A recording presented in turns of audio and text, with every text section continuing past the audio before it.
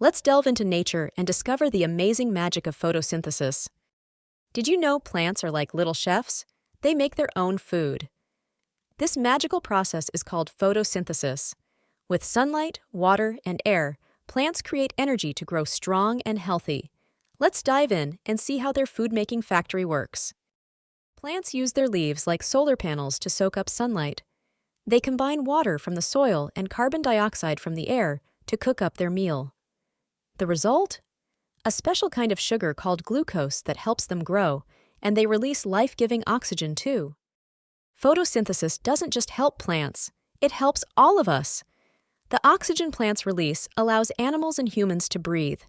Without this amazing process, there would be no food, no fresh air, and no life on Earth.